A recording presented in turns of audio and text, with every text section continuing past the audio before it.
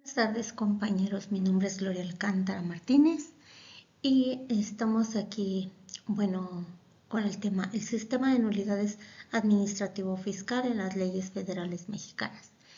Muy importante este tema porque para muchos de los abogados les es tan difícil la materia fiscal que nos vamos olvidando de algunos conceptos y tan importante es este de la nulidad. Aquí esta es mi portada. Me gusta darle un poco de realce a la portada, ya que el autor de este texto es el profesor David Ulises Guzmán y quien nos ha dado el apoyo, el documento de esta información que se puede rápido desglosar y se puede ir clasificando de tal modo que lo entiendamos, ¿no? Entonces, es muy importante que sepamos de quién es la autoría. Vamos paso a nuestro tema, el sistema de nulidades. Bueno, pues la explicación del concepto de nulidad en el ámbito fiscal y administrativo lo tendríamos que desarrollar o lo tendríamos que conceptualizar como un recurso legal que permite a los contribuyentes impugnar resoluciones de la autoridad fiscal que se consideren ilegales. Para esto es muy importante saber que el estudio de la nulidad en la protección de los derechos de los ciudadanos se va a hacer a través de un juicio.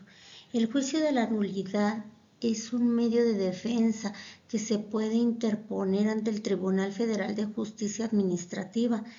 Se puede interponer cuando se considera que una resolución de autoridad fiscal ha violado la ley o ha perjudicado los derechos de los contribuyentes. El objetivo de esta presentación es brindar un panorama completo sobre el sistema de nulidades administrativo fiscal en México.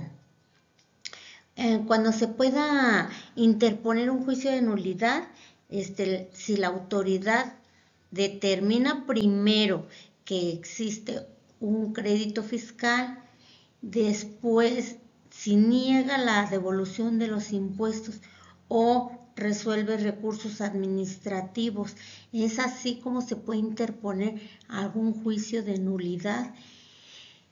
¿Qué se debería de incluir en la demanda? Así rápidamente lo vamos a decir, porque ya es más que de conocimiento, que debe de contener nombre del demandante, el domicilio fiscal del demandante, domicilio para oír y recibir las notificaciones, dirección de correo electrónico del demandante, resolución que se esté impugnando, autoridad demandada, los hechos que motivan la demanda, las pruebas, los conceptos de impugnación y pues obviamente no los puntos petitorios.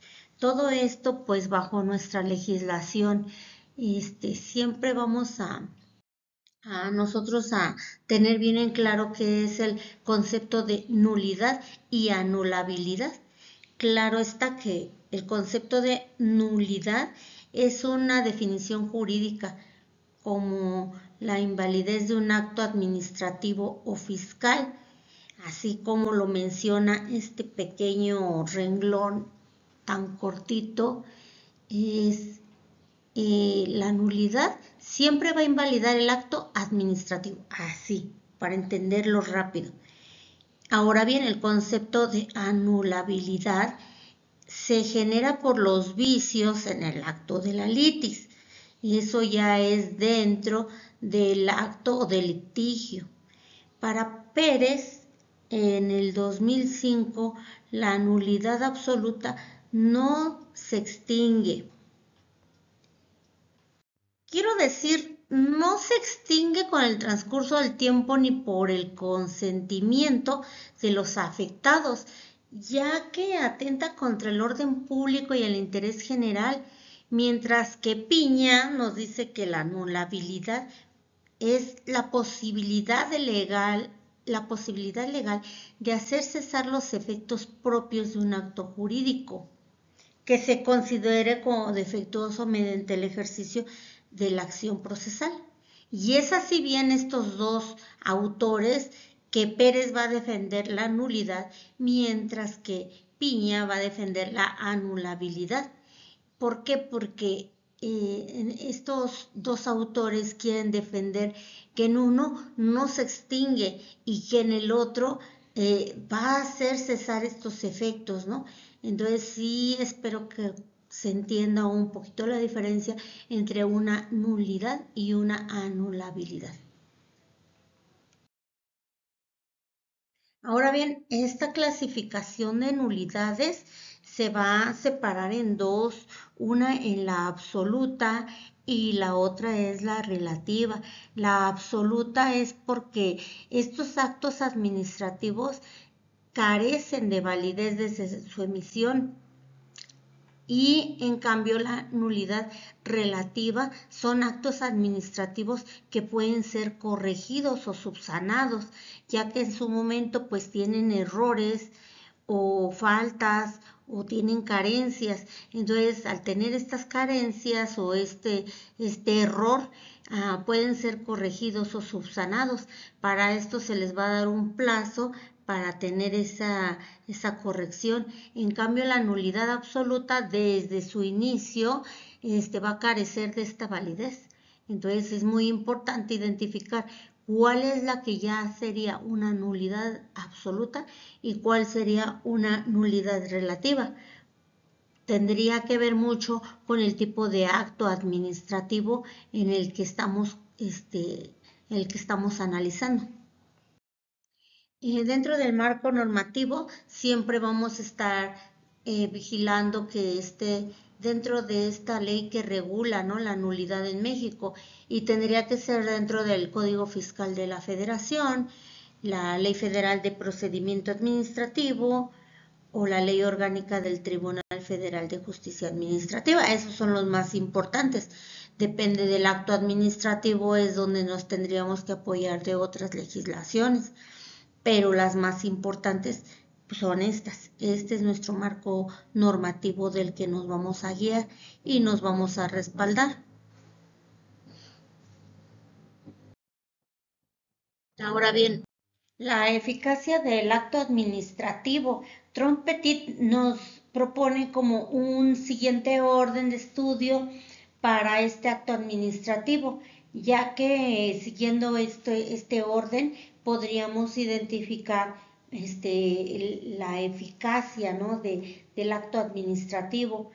Entonces, en el primero veríamos que aparece la ilegalidad como una irregularidad o disconformidad jurídica. En caso de presentarse, se podrá ejercer la acción. ¿Por qué? Porque muchas veces los actos administrativos caen en este tipo, ¿no?, que es lo ilegal. Para el segundo punto, la nulidad. Esta sería la técnica procesal o el sistema de acciones que permiten al juez declarar la invalidez, que es nuestro tercer punto. La invalidez del acto siempre y cuando concurran, que bueno, es como un motivo, ¿no?, donde puede producirse el acto. Y la invalidez es, recuerden bien, un motivo por el que puede producirse este acto de nulidad. En el 4, las razones no invalidantes o de conservación del acto que pueden conducir a la ineficacia. Y también, el 4 y el 5, pues van de la manita, porque las razones no invalidantes nos van a llevar a la ineficacia como sanción de carácter, que ya sea de tipo formal y jurídico o de tipo material, fáctica y funcional. En esta primera de ineficacia formal y jurídico, la nulidad puede ser de pleno derecho o lisa y llana. Sin embargo, en la material, fáctica y funcional, estamos hablando de un supuesto, ¿no? Entonces, en esta ineficacia sí tenemos que identificar las razones no invalidantes o la conservación de este acto, ¿no? Entonces, es muy importante que analicemos bien nuestro acto administrativo y pues es para mí muy importante mencionar estos puntos o este orden que él nos está sugiriendo para el estudio de esta eficacia. Ahora bien, los actos administrativos que se deban de notificar deberán de tener por lo menos los siguientes requisitos, porque bueno, a veces no cumpliendo los siguientes requisitos, pues nosotros caeríamos, ¿no? En que si se puede producir o no la nulidad. Pero si no identificamos qué requisitos debiera de contener esa notificación, pues no vamos a identificar bien, ¿no? No vamos a desde ahí analizar nuestro acto administrativo. Y el uno sería constar por escrito en un documento impreso o digital. Entonces, recuerden que la notificación siempre va a ser por escrito, impreso o digital, y tratándose de ser notificados personalmente o por medio del buzón tributario deberán de transmitirse codificados a los destinatarios, ¿no? Porque a veces puede ser uno o más. 2, señalar la autoridad que lo emite, porque si no trae la autoridad que lo esté emitiendo, pues ya tenemos ahí otro tache más. 3, señalar el lugar y la fecha de emisión. Importantísimo, porque si no, ¿cómo vamos a saber de nuestros tiempos, de nuestros plazos a señalar si no tenemos este lugar y fecha, ¿no? Importantísimo la fecha de emisión. Estar fundado, motivado y expresar la resolución objeto del propósito del que se trata esta notificación, porque obviamente si llega a nosotros o nos están dando un caso en donde están notificando a alguien y no sabemos ni siquiera de qué está fundado y motivado o de qué trata esta notificación, pues obviamente, ¿no? Está por demás decirlo. Y tenemos ahí un tercer tache para los requisitos que deben de contener. 5, ostentar la firma del funcionario competente. Y 6, señalar el nombre o nombres de las personas a las que vaya dirigido. Y sí, pues muy importante mencionar a quién va dirigido, porque por más que me llegue una notificación y diga que me requieren, que estoy notificado siendo el día tal y que lo firme la autoridad responsable, pero si ahí no dice mi nombre, pues obviamente no me doy por notificado porque no venía mi nombre. Entonces pudiera ser cualquier otra persona.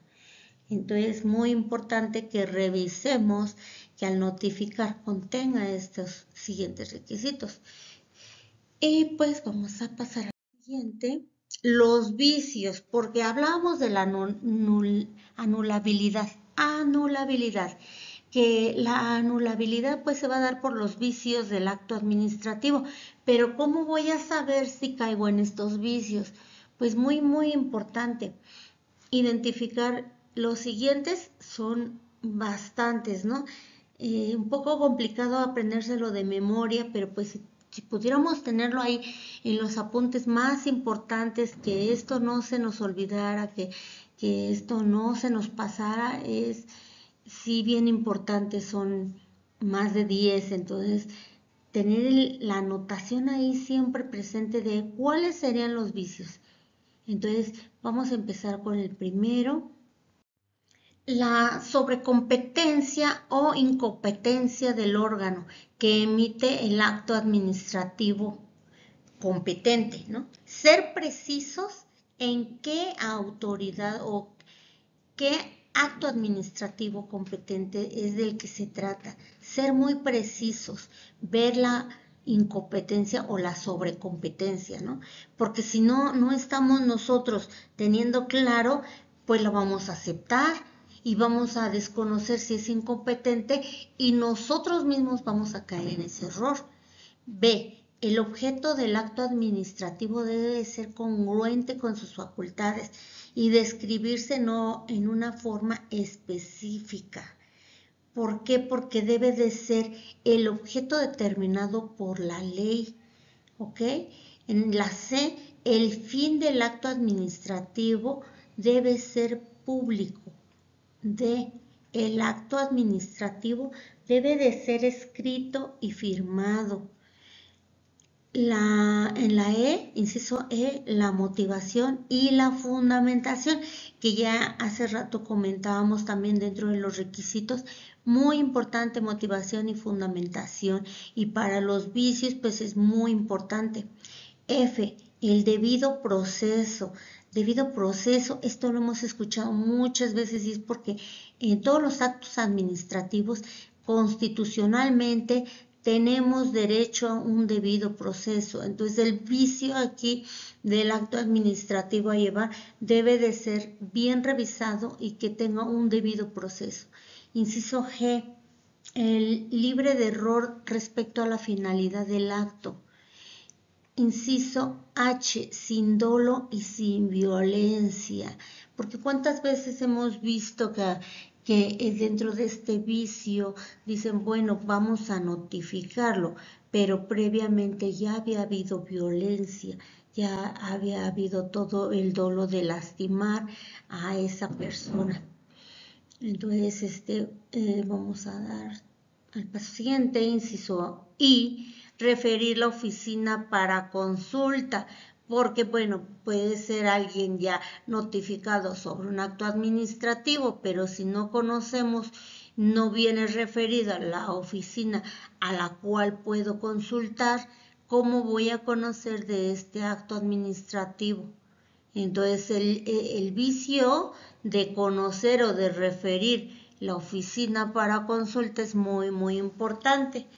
Hace un momento les comentaba en los requisitos que debiera contener muy importante y muy resaltadamente les decía fecha y lugar de la emisión. Es muy importante porque esto es lo que nos va a dar la pauta para los plazos y este sería un vicio pues muy remarcado si no contuviera la fecha o el lugar. En el inciso K, identificación del expediente. Inciso L, señalar el recurso o juicio con el que se puede impugnar el acto administrativo. Y en el inciso M, la exhaustividad en cuanto al examen de la litis. Nosotros debemos de estar muy al pendiente ahí de qué acto administrativo se trata para saber o conocer sobre estos vicios y examinar bien cuál va a ser ahí nuestro litigio, nuestra litis a tratar. Muy independiente de todo esto, pues van a existir consecuencias de los vicios, como son los actos administrativos anulables, que ya son aquellos que tienen un vicio que los invalida. En el caso de que ya les mencionaba hace rato un error, una violencia, una notificación sin lugar y fecha, etcétera. Aunque se cumplan todos los requisitos esenciales para realizar, existe una irregularidad. Entonces sí es muy importante como analizar, ¿no? Estas consecuencias de estos vicios para así llevar a cabo nuestro análisis de nuestro acto administrativo. Siguiente, elementos esenciales de la nulidad. ¿Y cuáles son estos elementos esenciales de la nulidad? Requisitos para declarar la nulidad de un acto administrativo. Estos elementos son muy importantes, como son la ilegalidad del acto, que tienen que ver mucho con la contravención de la ley, la falta de competencia de la autoridad, porque si no estamos dentro del competente del acto emitido por funcionario sin atribuciones, ese elemento es importantísimo, ¿no? Que sepamos nosotros qué competencia de autoridad es el que nos va a atender en nuestro acto administrativo. Y bueno, en la tercera sería la violación a derechos fundamentales. Y estos derechos fundamentales, pues, ¿dónde los vamos a encontrar? Pues en nuestra Carta Magna, ¿no? En nuestra Constitución que nos rige, y serían estos actos que atenten contra los principios de cada persona. Pues muy importantes nuestros elementos, Y si sin estos requisitos para declarar esta nulidad, pues estamos en ceros, ¿no? De verdad, si no los tenemos presentes. Vamos a la siguiente. Nuestro procedimiento de declaración de nulidad. ¿Y cómo hacemos esta declaración de nulidad? ¿Cómo se puede impugnar un acto administrativo o fiscal? Qué importante, ¿no? Pues primero viendo la vía de impugnación que vamos a llevar. La otra sería, ¿qué tipo de recurso administrativo vamos a usar? Porque una sería la vía, la segunda sería el recurso y la tercera sería un juicio contencioso administrativo. ¿Ante quién? Pues ante el Tribunal Federal de Justicia Administrativa. ¿Y qué hay que analizar para estos tres? Pues los plazos y requisitos. Los plazos y requisitos que nos van a permitir realizar una demanda de nulidad. ¿Ok? ¿Por qué la nulidad? Porque desde un principio vamos a ver que ya tenía esta invalidez. Porque si fuera nada más un error, entonces tendríamos que optar por la anulabilidad. Por eso era importante identificar entre las dos. Vamos a pasar a la siguiente. Efectos de la nulidad. ¿Y cuáles son estos efectos? Pues son las consecuencias que hace rato ya yo remarcaba, ¿no? Existen algunas consecuencias. ¿Y cómo son estas consecuencias de la declaración de nulidad? Una vez ya declarada esta nulidad, pues existe la retroactividad, que se considera que el acto nunca existió. La siguiente serían las obligaciones de la autoridad. Y estas obligaciones de la autoridad serían como la reintegración de derechos o devolución de pagos indebidos. Y en la tercera pues serían los derechos de los particulares afectados. En estos pues este efecto sería como la restauración de la situación previa al acto anulado.